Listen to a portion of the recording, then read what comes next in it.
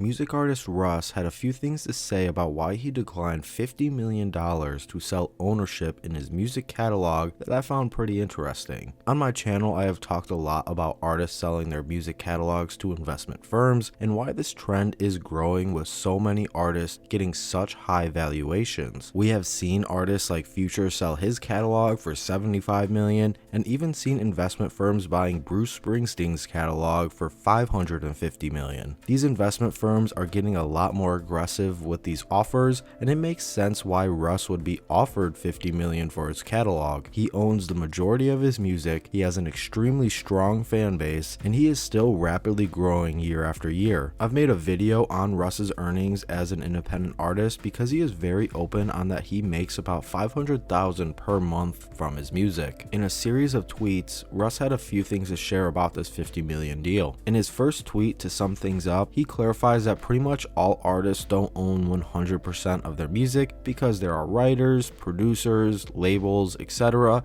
that take ownership in these artists' songs, sometimes with that being majority ownership. That is an absolute great point to bring up because in the deals I've talked about with artists selling their catalogs, I've failed to emphasize that these artists are only selling the percentage of what they own. In a follow-up tweet, Russ explains this perfectly of if a catalog is worth $500 million and you only own 10%, you won't be offered that $500 million. This is the same as any investment. You only can offer what you actually own, and valuations will be adjusted to that. In another tweet, Russ would explain the reason why he didn't sell, which is that he feels his music is an extension of his soul, and if he sold the rights to that, he would have sold his soul. Nothing wrong with that. He has put his life's work into his catalog. That's pretty much his baby. Since he has grown to this level independently from his own hard work, it makes sense why he would want to continue to capitalize on that and grow more. Betting on himself has paid out, and now he is doing that in the long run. Lastly, Russ did clarify that this is all situational based, and with his situation, it makes sense not to sell his catalog. Another great take. For example, Future sold his catalog of songs from 2004 to 2020 for $75 million. In that situation, he already has made millions from his hits during 2004 to 2020. He may not own a large percentage of his music, and the deal allows him to retain ownership from what he creates from 2020 on, and Future is still a hitmaker. This situation allows Future to cash out on $75 million on top of what he already has made from that time period that then could be used elsewhere like investments and starting fresh with new ownership. When you lay a situation out like that, it does make sense why an artist would sell their catalog. Russ is spot on when he says it's all situational based. I do love how transparent Russ is about this offer and just as independent business because it provides so much insight behind the scenes. Many artists selling their catalogs only own a certain percentage of their music, so that needs to be taken into consideration when talking about these high value deals. Selling a catalog is situational based, and with what Russ has been building for years now, it makes sense for him not to sell. So much is going well for him. He is independent, capitalizing on his growing dedicated fan base